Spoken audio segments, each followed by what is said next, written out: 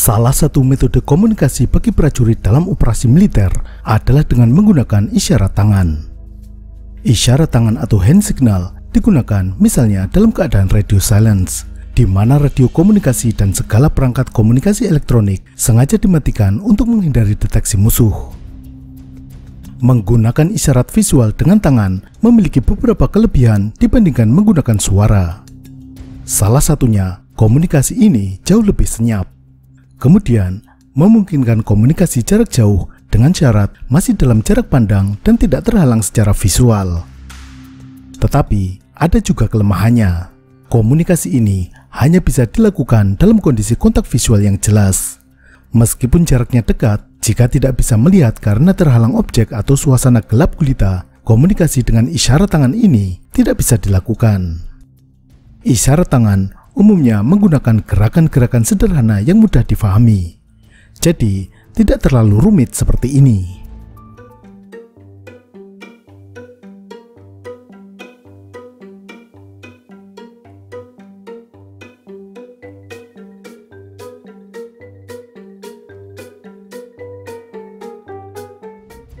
Bentuk kode isyarat tangan standar umumnya sama, namun tidak menutup kemungkinan unit-unit pasukan untuk alasan tertentu merubah atau menciptakan sendiri kode isyarat tangan yang berbeda.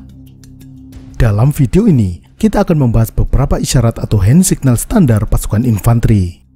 Standar yang kita gunakan dalam video ini adalah standar Field Manual FM 2160 yang diterbitkan oleh Angkatan Darat Amerika Serikat tahun 1987. Sebagai perangkat dalam video ini adalah rekan saya dari channel Special Needs. Setelah selesai menonton video ini, silakan kunjungi channel YouTube atau Instagram dari Special Needs. Link ada di kolom deskripsi.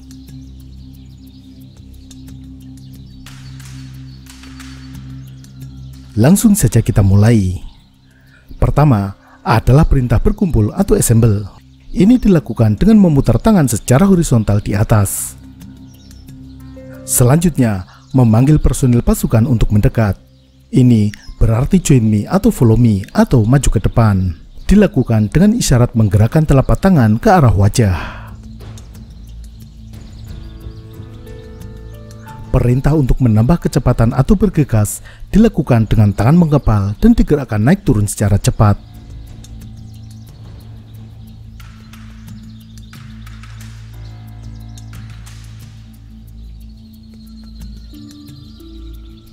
Kemudian, ini adalah isyarat berbelok arah. Isyarat tangan juga digunakan untuk memerintahkan pasukan membentuk formasi tertentu. Berikut ini adalah beberapa perintah formasi. Pertama adalah formasi wedge atau formasi baji. Ini adalah formasi dengan ujung lancip dan melebar ke belakang, mirip seperti mata tombak. Sebaliknya adalah formasi V.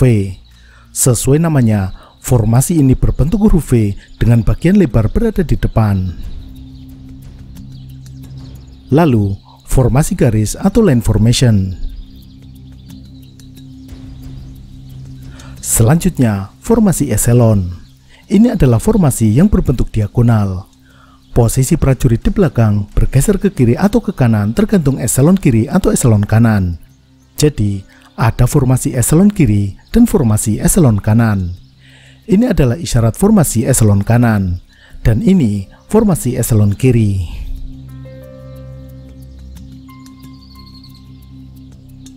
Kemudian yang ini adalah staggered column formation. Formasi yang berbentuk seperti formasi kolom namun dengan posisi zigzag. Lalu, ini adalah perintah formasi herringbone. Gerakan formasi ini berbentuk seperti duri ikan. Formasi herringbone digunakan untuk menyebar posisi prajurit dari formasi kolom atau berbaris.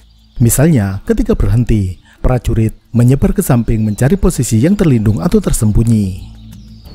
Kode gerakan seperti ini adalah perintah disperse atau menyebar. Komandan memerintahkan prajurit untuk menyebar.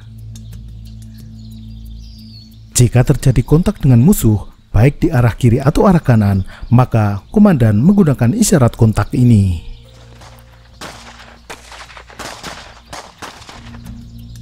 Kemudian, isyarat bahaya udara atau serangan udara. Setelah mendapat isyarat ini, maka pasukan harus segera mencari tempat berlindung dari serangan udara musuh.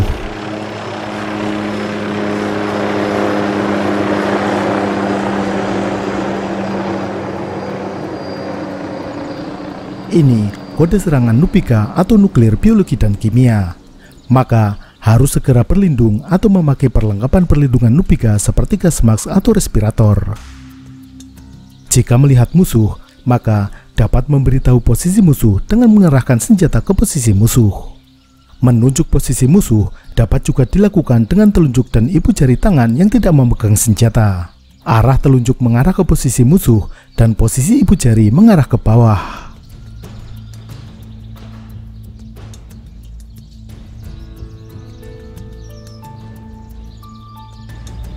Jika ada tembakan musuh, maka ini adalah perintah berlindung atau take cover. Tangan dilambaikan ke bawah secara cepat.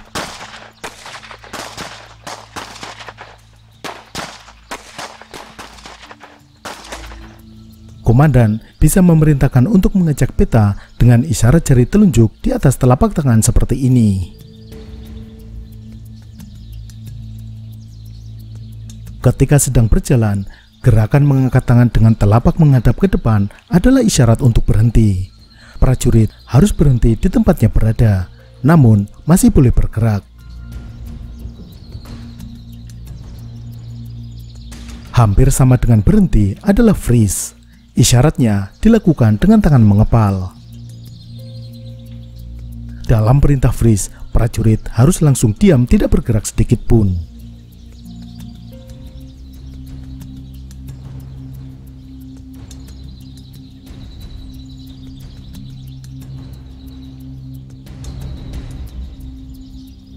Lalu, kode ini adalah isyarat untuk berlutut.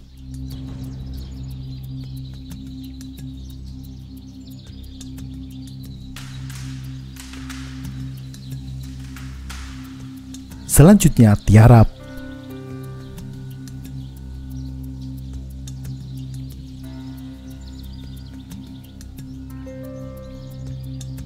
Dalam navigasi atau orientasi medan, kadang diperlukan hitung langkah untuk memperkirakan jarak.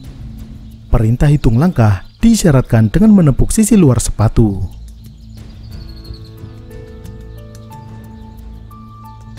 Untuk melakukan telekomunikasi, komandan bisa meminta operator radio dengan kode seperti ini, menggunakan tangan dibentuk seperti gagang telepon. Isyarat untuk memberitahu bahwa daerah yang dimasuki merupakan daerah bahaya dilakukan dengan gerakan seperti memotong leher. Jika ada sesuatu yang mencurigakan, komandan bisa memerintahkan anak buahnya untuk melakukan SLLS, stop, look, listen, smell, berhenti dan mengamati dengan segenap panca indera, mencari jika ada tanda-tanda musuh atau hal yang mencurigakan lainnya.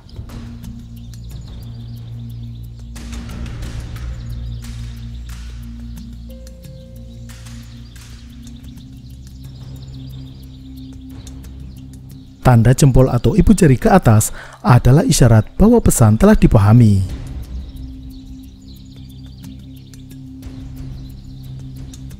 Sebaliknya, jika pesan tidak dipahami, menggunakan gestur seperti ini.